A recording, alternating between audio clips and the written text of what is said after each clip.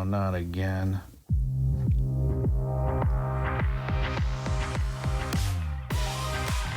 Hi, I'm Adam. And I'm Charlotte. And welcome to Perf Damage, the weekly podcast hosted by a movie-obsessed husband and wife team who work in the film industry. We'll share stories of film production and restoration. We'll review and recommend. We'll examine the minutiae of subgenres and even microgenres. And most importantly, we will tackle the art of the double feature. Just remember, all our opinions are our own and do not represent those of our employers. Thank you for joining us. Welcome.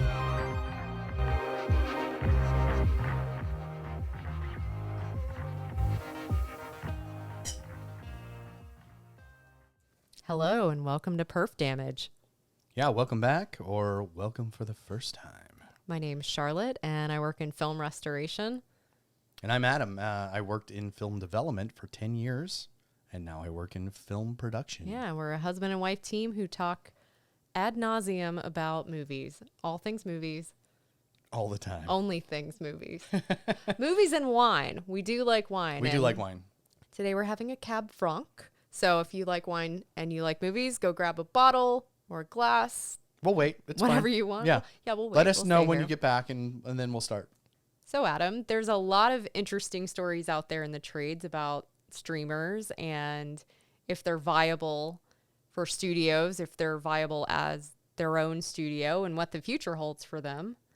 And you recently read the history of HBO. You read a book about that and found a lot of really interesting parallels with how HBO started and the streamers and their whole stories, which left us to wonder, Will they go down the same path? will they go down the same path? The parallels are pretty crazy when you actually analyze Yeah. this story and how similar it is to their rise, their exponential growth, their move into production, Original content. winning awards, all of that. It's a very similar A path. lot of parallels. And But HBO finds themselves in a very perilous position now. they do. Not to say that they're dead or on the verge or anything like that. No. They're still, a highly recognized brand. But unfortunately, they're now a brand that is literally just a brand. They're a page within an app. That's all they are. They don't have an identity outside of that. So, Which is sad. which is something that could happen to all of these streamers if they don't, Yeah. heed the cautions. So it leaves us wondering, should we look at HBO as a cautionary tale? Yeah, should they be the roadmap? Because a lot of them have patterned themselves after HBO. And will they ultimately be the new or the next HBOs? Whatever that means. I don't know. We'll find out. We will find out. Stay tuned. We'll talk about it for sure. We'll talk it out. We'll figure it out. Yeah. All right. So to hear Adam's cautionary tale of HBO in 4 acts. Stay tuned.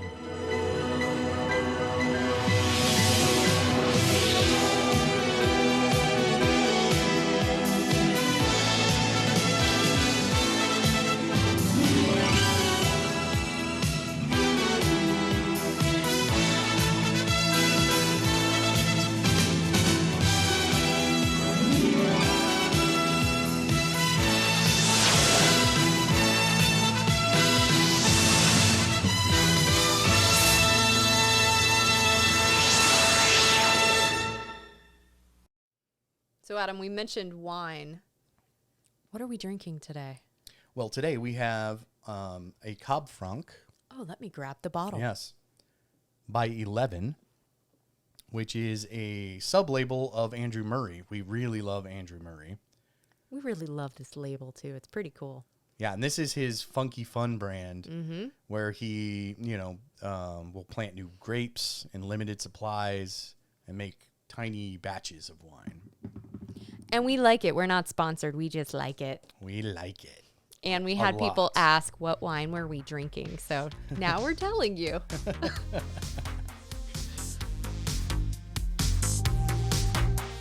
Part 1, HBO, the early years.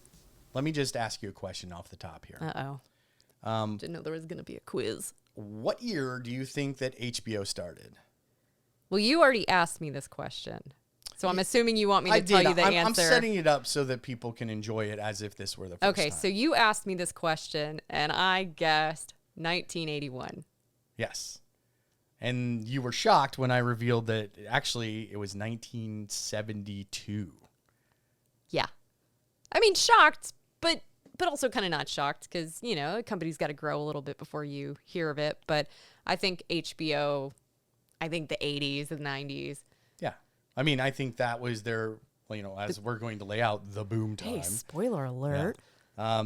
But yes, I think, you know, that is where their identity became incredibly well defined, was in the 80s. All right, so hit us with their origin story. So, all right, we'll do a little backstory. It's not going to be super in-depth. HBO started as an idea by Sterling Communications owner Chuck Dolan in 1969 when he was on vacation. He came up with this idea. So Chuck Dolan owned Sterling Communications, which was a company that actually laid the infrastructure for cable networks. So they actually put down the cable. They put the cable in. The literal cable. Yes. And at the time, in the early 70s, it cost about $10,000 a mile to put in cable. Wow. Which is a lot. Yeah. So it was really expensive, and there wasn't a lot of cable in the United States at the time. Everything was open air. At this point, in 1972, 25% of America still couldn't get television signals at all. Everything was open air at the point. So if you lived next to a mountain, or if you lived in a deep urban center, and there were large, you know, things in the way, you couldn't get signal no matter what you did. So cable was the solution. Cable was a stable way to bring television to everybody. That was the advantage of cable. It was connecting people. And cable was set up in little pockets. There were cable stations. They paid the cost for the dish, which was really expensive. Mm-hmm. And they received the signals, and then they distributed the signals. So HBO was a really cool idea. He came up with this idea. It was called the Green Channel back then. That was his initial concept for it. Mm-hmm. And it was a way for him to recoup all of the cost of putting in the infrastructure for cable. You would charge somebody a nominal fee, which was like $5 a month, on top of what they were paying for their cable, to receive a special channel that showed them movies and sports and live events. But not just movies. It would show movies unedited without commercials, which was sort of a revolutionary concept. That was the big thing, yes. No commercials. No commercials and unedited. Right. Well, you're paying for the right, so it was like going to the theater in your home. That was the big sale. Home box office. Home box office. So Chuck Dolan sets everything up. He gets the movies from the studios. He gets some sports. And he's finally ready to broadcast on the first night. First night. Yep. So what do? You know, they celebrate. They're going to throw a giant party, right? Of course. So your first night, they pick a small town called Wilkes-Barre in Pennsylvania. Mm-hmm. And they throw this giant party there to celebrate their first night. And no one shows up. That's like a nightmare Not scenario. even reporters showed up for this thing. Why? Well, there happened to be a little hurricane named Agnes going on at the time. So people not showing up to the party was not the worst thing to happen, though. No? No. So, of course, there's a hurricane going on. And what does it do? It blows the broadcast dish off the top of the cable station. So they don't even get to broadcast. Yeah, they're scrambling to get this thing fixed before they go on the air. You know, it's like a 3, 2, 1, and they didn't have time to do it. So they had to have people hold the dish in place in order to make their first broadcast. That just sounds like a good story, like a Hollywood story. And you know how many people that broadcast went to? How many? 325. Hey, you got to start somewhere. All that trouble for 325 subscribers. So what did they broadcast? Well, the very first film was Sometimes a Great Notion, starring Paul Newman and Henry Fonda. From the studio that gave you Airport, now Sometimes a Great Notion. These are the Stampers of Oregon. Their motto, never give an inch, and they live it. Paul Newman. If you're making threats, I think you can make them plainer than that. What kind of violence you got in mind? Henry Fonda. You haven't got the whisper of a clue what the hell this family's all about. Lee Remick. I seem to give Hank what he wants, what he needs. He seems satisfied. Are you? Michael Sarrazin. The prodigal son returns. And that's me, right? Question is, why? Richard Jaco. We can use every last stammer we can get a hold of. I have never heard of that. Me neither. And that has really good actors in it. Yes. 2 good actors. Huh. One to check out. One to watch. HBO's Historical first film. premiere broadcast Premiere broadcast. during Hurricane Agnes In the middle of a hurricane. with a dish held up by hand. I don't know if I believe that, but I do like that story. And duct tape and Yeah. yeah. I like that story though. I think it's That's good. I think it's a really good story. I just picture like the few guys that are there in like their 70s tuxes with like a can of Olympia beer when they Yes. hear a loud boom. they and they're rush up. they're like reticent to put their beer down, so they No, just they chug bring it with them. They chug it. No, they bring it with them. Oh, they and then bring it one with guy them. even grabs like the, Some like snacks? the 12 pack. Oh yes, to 'cause he bring it up knows. there. He The knows. one guy that knows. they're in for a long haul. They are. Yeah, that's definitely what happened. Yeah. So when HBO launched in 1972, they looked at the Hollywood studios to see how many movies they were producing a year because they wanted to show newer movies on HBO. Well, the studios were only doing about 80 to 100 movies a year, new, which only equaled to 200 hours of runtime or Yeah, showtime. roughly Yeah. 200 hours. That's all they About had that. of brand new content. every year. Unfortunately, HBO needed about 8,700 hours Ooh, that's a little shy. The 200 hours is a to little fill shy. an entire year's slate. So right away they knew movies are probably not going to be the only thing they can show. So they also looked to live events, to sports. Yeah, I mean, how many movies would that have been? 8,700 hours would be about 4,300 movies. Yeah, that's a lot of movies. That's a lot of With unique that's movies. no repeats. No Right, repeats, yeah. which we know. If you had HBO. HBO made a lot of really smart decisions early on. And one of them was to go just 2 years after launching to satellite transmission. Commercial satellites had just been approved, and the first one had just been launched into space. So before that, it was only for private government use? Yes, only government use. RCA got together what they called SATCOM 2, which was the very second satellite, and they spent $7.5 million for 6 years to be on that satellite. That was a big gamble for them at that time. They spent a lot and gambled really hard to be on the bleeding edge of technology. So what benefit would being on the satellite have for them? Well, a satellite is a more direct beam than microwave, so it's offered even more stability than just being on cable. They would beam their content to the different cable stations via microwave prior to this, and now they have a satellite in space. So it was very, very smart. And it paid off 1 year later. So they launched into space in 1974. And in 1975, they had The Thriller from Manila. Proudly present The Thriller in Manila. Boxing match between Joe Frazier and Muhammad Ali in the Philippines. And they were able to beam that direct to their subscribers in real time. That had never happened before. Right, because before they would record it and then they'd have to fly it back to wherever they were going to broadcast it from. Right. Their decision 1 year earlier translated directly into subscribers for them. At the end of 1975, 300,000 subscribers. Wow.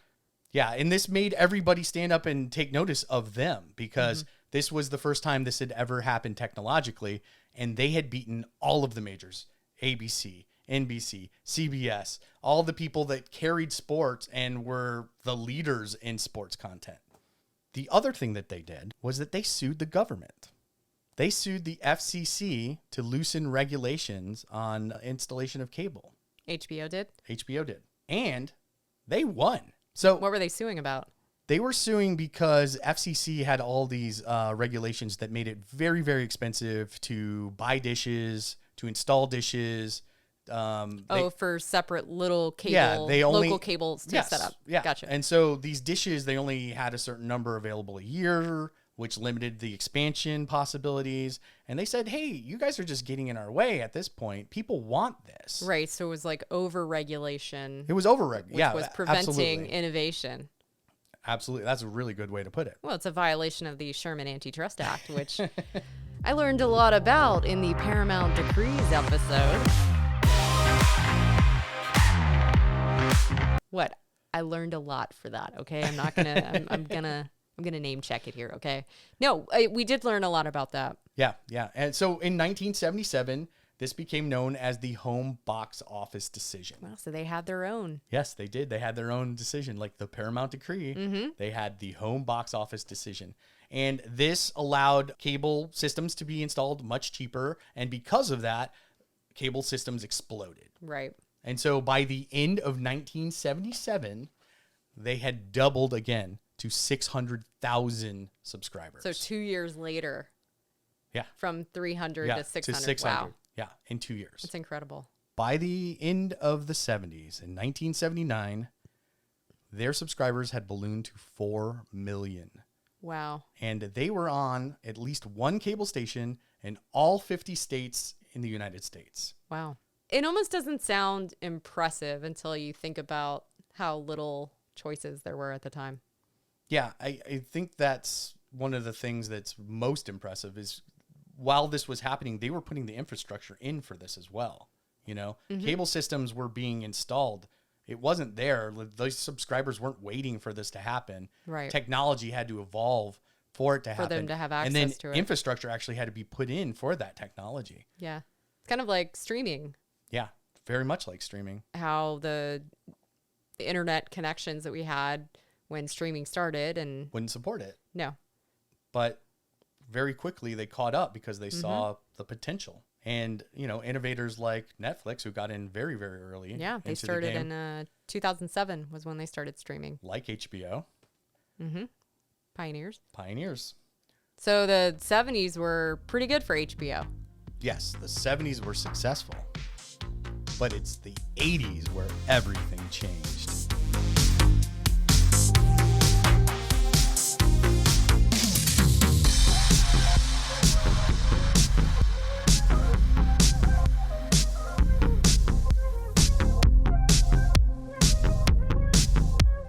Part 2, HBO, the Boom Years.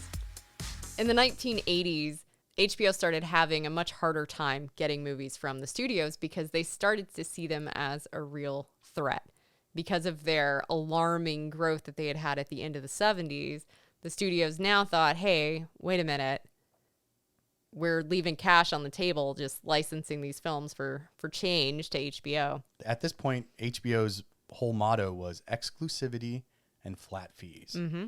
They would pay one price for a movie from the studio, and then they had to have exclusive rights to it. So it would cost more. They would be willing to pay more money for it, but they had to have exclusive rights because of the other companies that were rising at the time. Right. So you had Showtime, and then the movie channel were out. So in the early 80s, there started to be a lot of repeats on HBO. There was even an article in the New York Daily Times where a reporter said, "Show me a home box office patron, and I'll show you someone who has seen The Great Santini 15 times." That's funny. Yeah. So in 1981, if you subscribed to HBO, Showtime, and the movie channel, you would have had the option to have seen Yes. Rocky 2 44 times, Superman 53 times. I mean, I don't think there's anything wrong with that. I probably would have sat through Superman 53 times. The Muppet Movie 37 times, Close Encounters 41 times, and Justice for All 39 times, and The Rose 38 times. Or, to make it simpler, you could have seen 6 movies 252 times. That's a lot of repeats, guys. It is. Yeah. That's a lot. Even if they are your favorite films. I remember as a kid you would get they had the HBO guide. Yeah. Oh, yeah. You would get the guide and you could watch the same movie 3 times in a day. Mm-hmm. It would play in the morning, in the afternoon, and at night. Mm-hmm. Unless it was rated R, and then they would only play it after 8 p.m. So he says with a smile. But that's why I saw like Beastmaster so many times. Yeah. When I was a kid. And it's also funny too. At this point, the studios were kind of dumping their B and C films, the ones that weren't performing at the box office, on them because they needed content, and so it was a studio major, so they'd put it on. Mm-hmm. So you got, as a kid, I got this kind of twisted vision of what was successful and what wasn't. What were the big films? Yeah, what were big films? Yeah. Because like I said, Beastmaster, I probably saw 100 times as a kid. Yeah. Because it was always on HBO. But that movie was not a success at the box office. Yeah, I gotta say that happened to me in the 90s. I probably saw Short Circuit 2 yes, 1,000 times. And every time it would come on, I'd always wish that it was Short Circuit 1. Like the first one, but it'd be the same. I'd still watch it anyways, because what are you going to do? Yeah, it's Johnny Five, and he's alive. That and Weekend at Bernie's. Although I loved when it was Weekend at Bernie's too. It seemed like the sequels were always on more than the originals. I don't know if that was just my... Yeah, because back then sequels didn't do as well as the first movies. Yeah. So they would get the sequels more than, yeah. So anyways. This concept of HBO being a threat to Hollywood went all the way to Wall Street. So in 1981, Goldman Sachs summed up the studio's fears. They said that movies in theaters and on commercial TV would become less desirable. Because they don't have commercials in them. They don't have commercials. They're uncut and unedited. And you don't have to leave your house. So yeah. Which is very similar to the same fears that people had in just recently in 2020 when we couldn't go to the movies and streaming got really big and those big movies were being dumped to streaming. Right. And people said theatrical's dead. Yeah, nobody's no one will ever go back to the theaters now. Mm-hmm. Cut to this summer. 2023. Yeah. Biggest summer since before the pandemic. I know, and we don't have to complain about this. We've complained about it before. I mean, really, it's not even a complaint. It's just... Well, people want to go to the theater. Yeah, they do. You know, like, no matter how many times people have proclaimed that theater is dead, it's never dead. No. They tried to proclaim that about the actual theater when movies came around. And guess what? That's true. The actual theater is still going. People go. It's very awesome. People love that experience. So. Studios were scared. As they should have been. And jealous of HBO because they were so cash rich. Studio execs were secretly going home at night and turning on HBO. They were all watching HBO, of course. Put down the blinds so nobody could see them. Turn off the ringer. So what do you think the studios did? I know what they did. This is what the studios always do. They try to band hey, together and put them out of business. We can do that. We're going to put them out of business. Hey, remember Epics? Yeah, remember Epics? Paramount, MGM, and Lionsgate are coming together to bring you a big new experience. The movies you love will never change. Trust me. But how you watch them is about to. This is Epics. Big movies, big events, big exclusives you won't see anywhere else, except wherever you go. Whoa. Because Epics is more than just a big new movie channel. It's an all-access experience. Hallelujah. Welcome to Epics. It's still around, I think. Is it? I think so. Somewhere.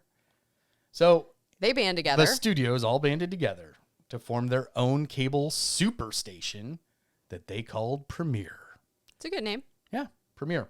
Fox, Universal, Paramount, Columbia, and Getty Oil. It's a big five. That's a big five. Folks, that's a big five. That's a big five. But guess what? Wait, Getty Oil, what? Yeah, Getty Oil. They put in too. What? It's just like as a investment? I guess. I don't know. I mean, you know, Charlie Bluhdorn. You got movies, you got oil. like what? Charlie Bluhdorn was friends with, all the oil guys, so he was probably you got oil? Gulf and Weston. Well, it actually was. With Paramount, it was still Gulf and Western at the time. Yeah. That's probably why, actually. You got bumpers? You got oil. And now you got a super cable station. The FCC said, no, I don't think so. Because of the Sherman. That's a violation of the Antitrust Act. it is. That's too many coming together so that it prevents competition in the market. Yes. That's why. Yeah, and they were literally trying to put them out of business. Yeah. That was the point of this conglomeration, was to put them out of business. They're like, HBO's too big. We got to kill these guys. See, and this is when the government does good work. That's when right. they regulate. So, because it's great. I mean, they would have probably put them out of business because they would have held all the stuff. They had all the movies, right? So they got all the movies. I mean, got look, all the movies. Epics that put everybody out of business. Like themselves? So, of course, this backfired on them big time because all of these studios were holding back their movies. Right, as they're trying because to they were going to put them on premiere. Yeah. You want to see the premiere of this movie? HBO's like, hey, you got any new movies we can we can take some new movies? And they said, nah, put them on premiere. Yep, that's what happened. But when FCC said no, then they had like this whole backlog of films. And it created a feeding frenzy because... Hey, you want some movies? You want movies? We got movies. Oh, remember when you said you wanted movies? Well, we got some movies so now. Fox was saying that, Paramount saying it. Everybody's like, oh, hey, HBO, hey. Trying to call them back. Because they want to cash in on these films. Buyer's market. So this is interesting. Good. I've been waiting for something interesting to happen tonight. This is a quote from that book, Inside HBO, that I mentioned earlier by George Mayer. Movie studios see movies as a perishable commodity. The older it gets, the less appealing it gets to the public until it gets very old. Then it may become a classic or a cult film and regain its value. And this is the thought process behind the fire sale that they were having with all these films that they had on backlog at that point. Right. They were like, oh man, these are starting to get moldy. We got to get them out there or no one's going to want to watch them. Why do they sound like Oscar the Grouch? Is that who they sound like? I don't know. I don't know who that is actually.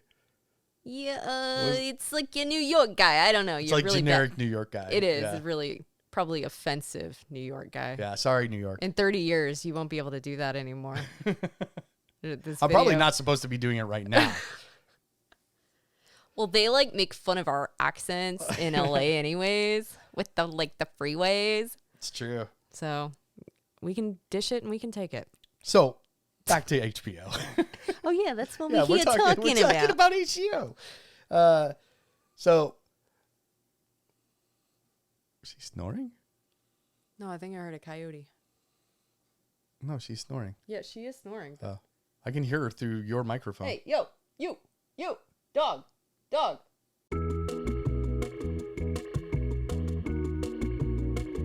So at this time, the way that movies were released was theatrical, cable, and then home video, because home video was a pretty new market. Yeah, it was a very small market at that point. But that all changed when 9 to 5 came out in 1980. Fox, who released the film, hated HBO. Yes, so they decided, you know what? Screw you. We're going to go theatrical, home video. And they did that 8 weeks after the theatrical window. So bypassing cable altogether, which ended up actually changing the model because it did so well on home video. It did so well. Yeah. So studios were like, hey, we could make a little bit more money here before we dump it and get pennies. So after that, it became theatrical, home video, and then cable, which is still what it is today. Yeah. All thanks to 9 to 5. 1981 also was a banner year for them because it is the first time that HBO became the most profitable part of its parent company, Time Inc. Prior to that, it was all their other assets. Mm-hmm. But and now in 1981, they became the big dog. This is a kind of the reason why all the studios didn't like HBO at the time. They didn't like their mentality. They called them arrogant. Come on. That's not what they didn't like. They didn't like that they were making money off of their stuff. It's true. And that they didn't have control over it. Exactly. But here's the spin in the newspaper. Yeah, this is a quote. They're talking about cable churn, right? The people that get the service and then turn it off after a month or two. Yeah, I don't know if we talked about that earlier, but Did churning. we say churn? We didn't. No, we didn't. But churning is the turnover of subscribers. So every month you'll have new subscribers, but you also have some that drop off, and then new subscribers and then drop off. So that they call that churning, and they actually coined that in the cable age. Yeah, and they still use it in streamer age. Yep. They're talking about churn in this. With that kind of customer rejection, any other business would have been opening a vein. Yet the cable people really believed that they would just keep on selling more customers because the number of potential subscribers was limitless as long as new franchises were being granted and more cable systems were being built. Sound like something that you know now? That sounds a lot like some of the streamers today. Yeah. Really does, because they're constantly opening in new markets, and it's not they new haven't cable hit systems, it's new markets, new countries that they enter into. And there will eventually be a saturation point. Well, or they call it maturation. Yeah, maturation. Maturation. Yeah. A maturing of the industry. It's, limitless. It's limitless. Well, it's only limitless until you hit saturation. Right. And that will happen eventually. Everybody that's going to have, you're never going to have 100%. There's no point, and I think this is where the breakdown in this kind of mentality is. There's no point ever that you will be at 100% saturation. There's no way that you will sell your service, no matter what it is, to every person on the planet. It just won't happen. But as long as all those people are there, there's the possibility that it could. Yeah, that's the positive spin. Yeah, that's the positive spin. But, you're anybody's lucky to even hit 10%. Mm-hmm. At this point, in 1982, HBO was at 60% of all subscribers on cable. So 60% of people who had cable had HBO. Had HBO. That's pretty darn good. Yeah, pretty good. Especially since we're talking about saturation. 60%. That's a lot. That's a lot.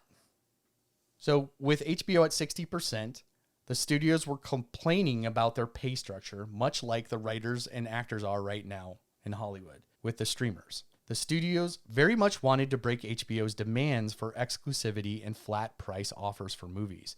They wanted to get paid on a per subscriber basis, something that HBO continued to balk at.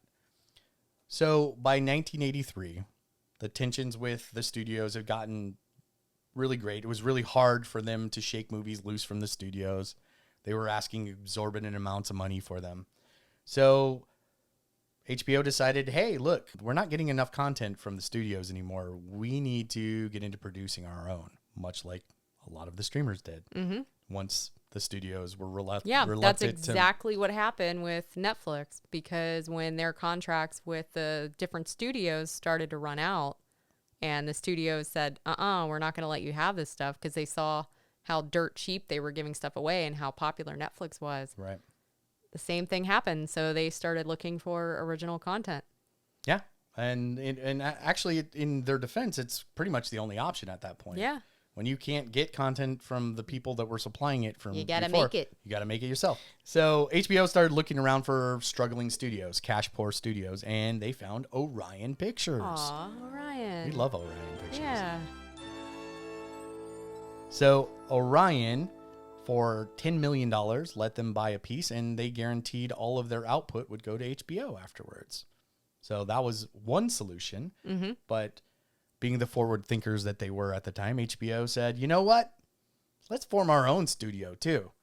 So they joined with Columbia and CBS to form TriStar Pictures, which I know has a special place in your heart. Oh my gosh, TriStar. You love the TriStar logo so much. I do love that. It's the best.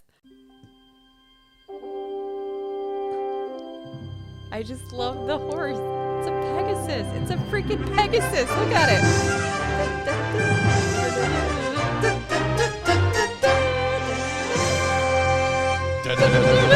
It's so good. It is. It's one of my favorites too. I love that one. It's such a good logo. I mean, I almost feel like we should do a top 10 like logos because that's one thing we do when we're watching movies. Anytime whatever comes on, we try to call the logo first. Yes. and we're like, ooh, I've never seen that one. When there's a new one. I've always loved that one. And we were going to see The Walk in 3D. Yep. And you went to run to the bathroom before it started, and the logo came on, and it was in it was in 3D, and it wasn't on VHS, so it was like clear and beautiful. And I swear, I almost got kind of misty-eyed. And when you got back, I was like, almost.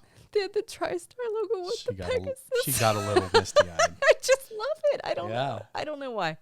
You know, little girls like horses. Yeah. And Pegasus, or it was on Labyrinth. Yeah, it was on Short Circuit. Short Circuit. Yeah, I know it was on a lot of those. Yeah. Anyways, total digress. nerd out on the logo. I love that logo. You didn't tell me that. Yeah. TriStar Pictures. That's awesome. TriStar Pictures. You want Pegasuses? You want horses with wings? We got horses with wings and bumpers. And oil. They didn't have bumpers. No horse bumpers. All right. Anyway, so back to HBO. Cut us off. So they had they now had TriStar. They had Orion.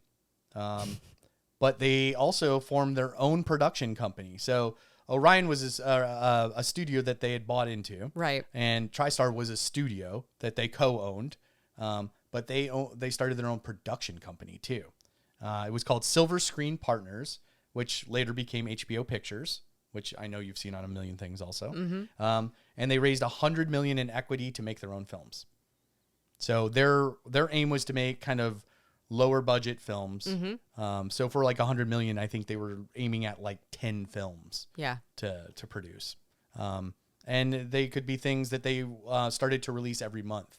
They were called HBO Originals. But that's not all they did. So they started doing this thing called pre-buying, where they would go in to a movie, an independent movie that was being produced, and put in up to 50% of the movie's budget. And they would produce the movies instead of a studio coming in and putting up the other money, you know, the other part of the money for the independent film. So they were pre-buying it because they were also, in addition to theatrical that they had a cut of, they were getting exclusivity on HBO. Yep. And after the movie. They were also tying up video rights. Yeah. And directly taking money out of studios' pockets. Yeah, this was the one that really upset studios more than any of the others. Mm-hmm. Having a little piece of this or a little piece of that, that's not a big deal. But these are people that would have gone to the studios and given them their features and begged them for their money. Mm-hmm. And now HBO was doing that instead. Mm-hmm. But the pre-buying wasn't always successful. What do we got? Hit me with one. The First Deadly Sin, 1980. Never heard of it. Faye Dunaway and Frank Sinatra. You ever heard of that one? Never heard of it. Yeah, I never heard of that one either. The Legend of the Lone Ranger. Yes, I have heard of that. I know you've heard of that one. I actually dearly love that film. But that was not a successful film. Those two films cost about $3.5 million, and they didn't recoup the money. But for every failure, there was a success. Well, that's good news. Yeah.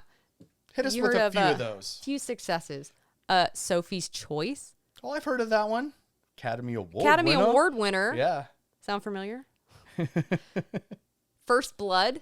Oh, Sylvester Stallone? Yeah. They paid for John Rambo? Yeah.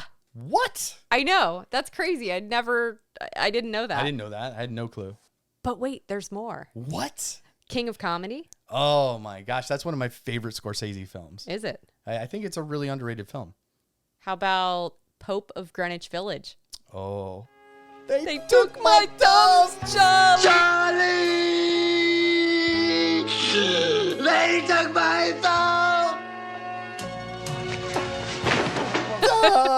thumbs! Yeah, they put in $7.5 million on that one. Ooh, they went in deep for that one. Yeah, they did. And then the other one was The Three Amigos. I'm Lucky Day. I'm Ned Needleland. I'm Dusty Bottoms. So together we're the Three Amigos. They were able to mitigate costs by selling the films theatrically in other countries and selling off both the TV and video rights in other countries. Wow. Yeah. So they were basically getting it for free by selling off all of these other aspects of the film. Mm-hmm. You see where they're going with this. Smart move, guys. They also saw the emerging market of VHS. VHS boomed in the early mid 80s. But that's a competitor with them, isn't it? Well, they didn't see it as a competitor. They saw it as another revenue stream, which was very smart of them. You said revenue scream. Did I? I'm pretty sure you did. Okay, well, I'll say it again. They didn't see it as a competitor. They saw it as another revenue stream. So were they using it for their original content? So they were looking around for an existing company so that it had the infrastructure so for replication and distribution already in place. So they bought this British company, Thorn EMI. Like the streamers, at this point, they had grown so large that they were producing more films a year than any of the majors, or all of the majors actually put together. Just like Netflix or Amazon, those guys do the same right now. Yeah. And they had completely vertically integrated. They were the producer, the distributor, and the exhibitor at this point. By the end of 1986, they had 14.6 million subscribers. Wow. In 15 years, from 300 to 14 million. 14.6 million. That's crazy. And that's just domestic, right? Only domestic at this point.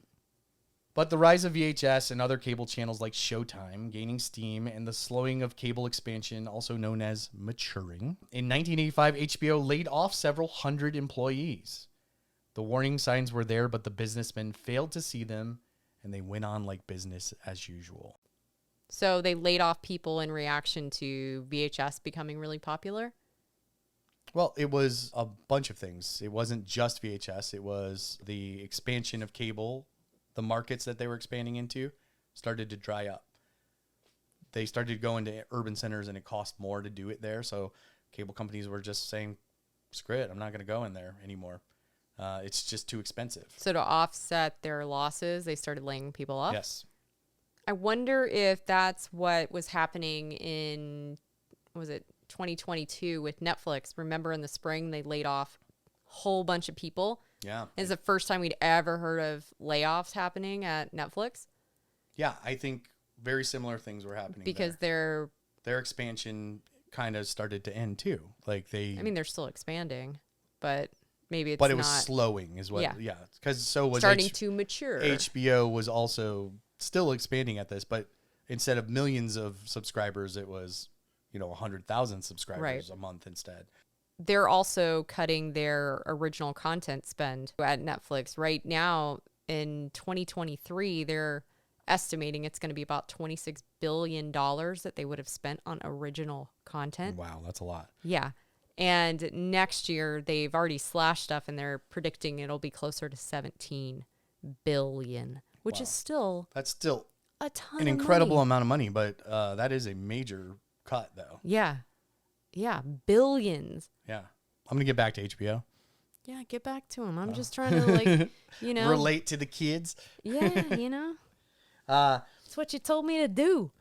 Yeah, by the end of the decade, 1989, Warner merged with Time Inc., becoming the controlling entity of HBO. This is the first time that HBO had changed hands, because Time Inc. had basically owned them since Chuck Dolan was laying cable back in the day. Right. And so this was the first change that they actually went through. But it's not a bad change for them. No, because what laid ahead were the most prestigious years for HBO.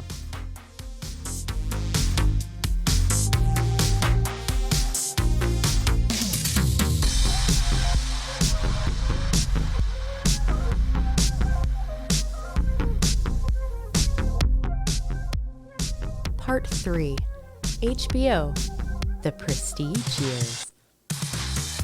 All right. The 90s. HBO's entering the 90s. Right off the bat, the first thing they did was introduce a new technological advancement called multiplexing. Multiplexing was offering more channels for the same price.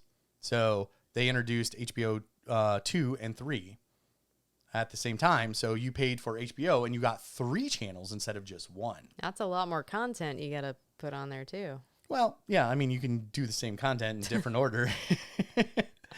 It wasn't like they were specializing them like they did later. Later on, they offered 8-10 channels or something like that. Yeah. And it was called the HBO family of channels. It was a selling point. You're not getting one HBO, you're getting 3. You get more. You know, for the same price. And then when they raised it $1 or $2, and it was like, well, you know, it's still... Yeah, we're getting all these channels. We got all these channels. You divide the channels by the costs, you know. And then another thing that they did was they went digital. They didn't do this by themselves. Showtime and the Movie Channel all became some of the very first channels offered digitally. But it wasn't the technology that really made HBO in the 90s. No, it was the original content. Remember Tales from the Crypt? Tales from the Crypt. Oh, I remember Tales from the Crypt. That was one of my absolute favorite shows. Hey, Mom, I stayed up late and would go turn on HBO so I could watch Tales from the Crypt. Came on at like 10 o'clock. Never missed an episode. I loved that show. It was so great. So not allowed to watch it. So they did Tales from the Crypt. They also did a show called Dream On. Dream On was very popular. I've never seen, but I know you. I did. You yeah, said you saw I watched it. But the show that really changed everything for them was the Larry Sanders Show. This television show is where you are in total command, where you are the king. God, my ass looks fat in these pants.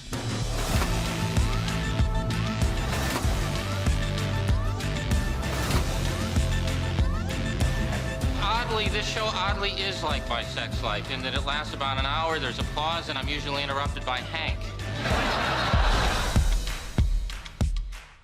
What really changed was the prestige that they got from that show. That show won Emmys. So that show won Golden Globes and Peabody Awards. In a way, that's like the streamers now winning Oscars for films. It's a way of legitimizing you and saying, hey, your original content is not just filler. It's actually good. Right. And not just good, it's great. It's the best. It's the best of the year. Yes. Of just this year. It's also a way that Hollywood has accepted them, too, at that point. Mm-hmm. If you're getting awards from your peers, then you know that you've been accepted by Hollywood. Yep. But what really changed was the ad campaign that they had in 1996. I don't know. Where do you think it goes? It's that way. Come on, let's follow it. Cool.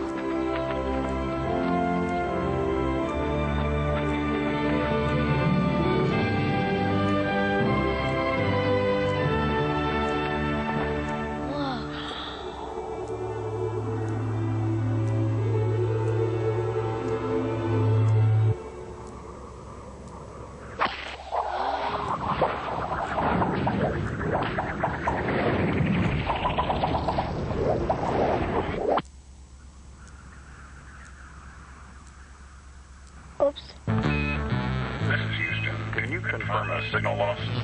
Houston, we have a problem. What happened to Larry Sanders? Roger. Must be a couple of gremlins down here. It's not TV. It's HBO. They spent $60 million on that campaign. And people stood up and noticed. In 1999, that's also when things really changed because that's when The Sopranos was released. Could the Sopranos family business be taking its final hit? Federal indictments. Are you sure about this? We're going to land now. It's open season. Oh, you better give me your jewelry. I'm not giving you my engagement ring. This isn't stolen, is it? Is it Anthony? Those indictments? His father could take it in stride, but he can't. Anthony Soprano, we have a search warrant. The Sopranos. That show was nominated for 111 Emmy Awards. And it won 21, right? It won 21. Yeah, that show was special. Mm-hmm. And that is the show that defined HBO as a prestige place to go. If you were seeking out good television, the best television, you went to HBO. Yeah, well, I think that's the thing about HBO is it became a status symbol. I mean, if you're driving around and you see a motel sign, it says air conditioning, color TV, HBO. It did. You're right. Yeah. Yeah, it was like an amenity. Yeah. You know, you're going on vacation somewhere and you're like, oh, I hope the rental has HBO. Yeah, especially if you're stuck at a cabin somewhere. You're like, or at the beach and you can hate I get the beach. HBO here? Does it have HBO? Yeah. My dad always called it Homebox. Still calls it Homebox. Homebox. So this started a long run of prestige programming. Mm-hmm. The Sopranos. After Sopranos, you had From the Earth to the Moon. You had Sex and the City. You had 6 Feet Under, you had The Wire, newer ones like True Detective, Veep, and this all kind of culminated with Game of Thrones. Yeah. This was like their penultimate moment. In 2015, it set the single year record for the most wins for a single program. 12 Emmys.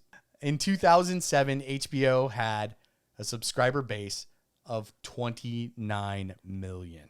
Wow. 29 million. Yeah. Unfortunately, the Prestige years sort of started coming to an end. At least they've been paused. Yes, it hasn't been precipitous. There's a word. But, yeah, everything you can say after 2015 has kind of been downhill for HBO.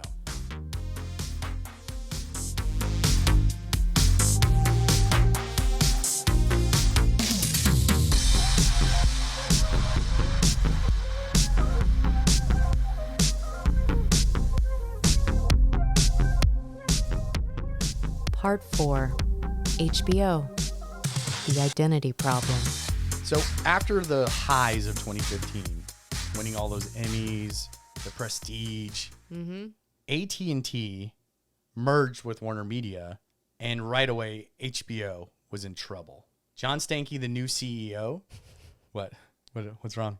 His name is Stanky. Stanky. Sorry, I'm a child.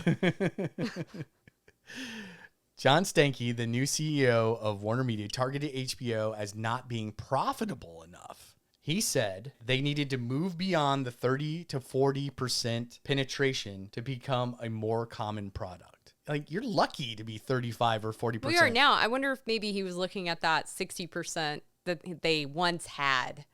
Well, yeah. Early on, they had 60% of Yeah, all I know, but you wonder what metrics he's looking at, you know? But I'm just saying, like, at 35 or 40% penetration into any market, yeah, you're like, HBO is now like synonymous with cable.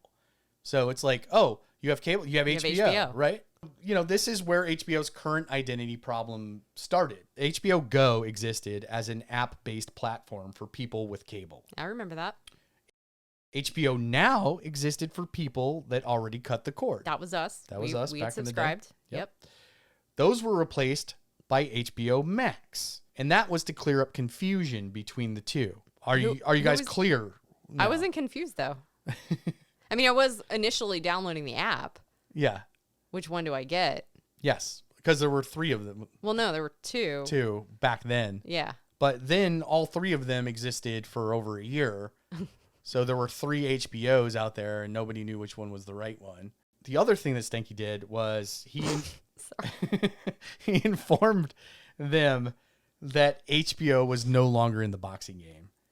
What? The sport that put them on the map in 1975 with the Thriller from Manila was no longer a part of their game plan. You know what's crazy? I didn't even know that 45 years, Charlotte. I didn't know that they didn't have boxing anymore. They do not. So that's crazy. Yeah. Okay, this is the thing. He wanted to make them conform more to what Netflix was doing because Netflix was the #1 streamer, and he wanted HBO to be the #1 streamer. So he wanted them to produce more short content. He got rid of the live stuff that they were doing. This is when they also like the comedy and stuff. Yeah, too? this is also when they got out of a lot of the comedy. They produced far less of that than they used to. That's about the same time I think that Netflix started to doing do that. Correct. That's insane. So HBO's loss, Netflix's major gain on that one. I can't believe they don't do boxing anymore. You just blew my mind. Blew your mind. Yeah, this restructuring laid off 150 people at HBO. And then Warner merged with Discovery in 2021. And that brings us to where we are currently. You know, HBO is still very successful. Globally, they have about 80 million subscribers, but they're sitting at #6 streamer in the world right now. Mm-hmm. You know, top dog is Netflix. Second is Amazon. Then Disney. And then 4 and 5 are things that are only available in China, Tencent, and Thailand. So to sum it all up, these various mergers seem to have watered down the value of what was once the golden goose, right? They printed money, basically. Mm-hmm. They made their own movies. They won Oscars with Sophie's Choice, you know? In fact, They just had their identity removed from the app that provides it. In May of 2023, HBO Max just became Max. Yeah, they stripped away the name that once signified quality from the app. In addition, they've done many controversial moves lately, like removing HBO shows from the app in order to put more reality-based discovery content on there. As a cost-cutting move, they've removed a bunch of these things. And this is probably the most egregious one. This just happened a few months ago. They signed a deal with their number one competitor, Netflix, to air their exclusive television shows. We've said that we bet that Netflix is going to eventually license their content out to other people. That'll be a way that they'll try to make additional money. Unless they make some moves, But, that's 10 years down the line for them. Yeah, I mean, that's years down the line. Yeah, that's years down the line. But, yes, they when stole all of HBO subscribers to form the app. So they had this streaming. They based this all on HBO's following. And then they took HBO's name off of it. And now HBO only exists as a tab on the app that doesn't even bear its name. That's the saddest thing about this. Yeah. HBO built that goodwill. HBO built all those subscribers. It was HBO was the foundation of that app. And now they're just a tab. Well, thanks for joining us on this depressing episode of Perf Damage. Adam's brought the mood way down. Hey, I'm not trying to bring the mood down. Who's on a soapbox again? I'm always on a soapbox. I know. This is a cautionary tale, right? They don't have to go down this path. They can change. They can look at these signals. So you think that Netflix is in the Prestige. Part 3 Prestige years right now? Yeah, I think they're in the Prestige years right now. And they're teetering on the edge of the not identity yet. crisis? I think they're still peaking, like they're just starting to see all the cracks in their formula. The maturation has just begun. History always repeats itself. It does.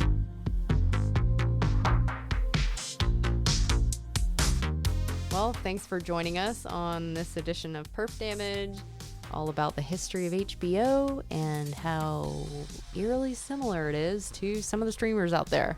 We've said Netflix a lot, but there's others. They're just the biggest. We just use them as an example. Yeah.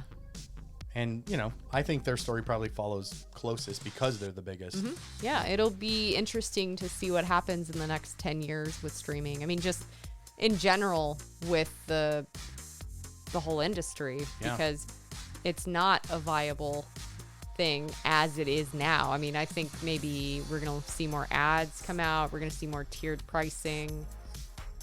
Or we're going to see people just dip out altogether. Yeah, I think that'll happen. Well, everybody opened their own streaming platform, and no one wants to go, oh, what was that on? I don't know. What do we watch that on? Yeah. Again, was it this one? This one? This one? I can't remember. Nope. Makes it harder. It'll just all be Pluto TV one day. Anyways, thanks for joining us on Perf Damage. If you want to get a hold of us, the contact info is all in the show notes. Hey, tell us your thoughts on HBO in this thing, because we'd like to talk back to you. Yeah.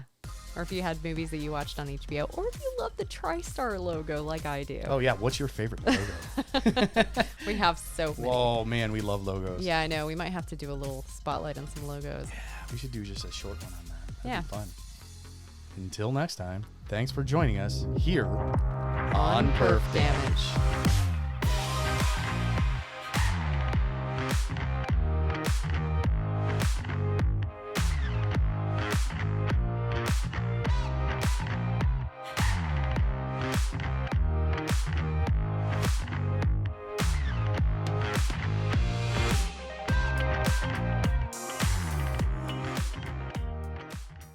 Wall Street knows. It's a big joke everywhere else. Everybody knows that HBO is a really hot commodity. Mm-hmm. The studios are jealous about how cash rich they are. Mm-hmm. They're like, hey, we win. They were like, blah, blah, blah, blah, blah, blah. Wait a minute. Let me fix this. Better not be your stupid outtake. That's a good outtake. Blah, blah, blah, blah, blah, blah.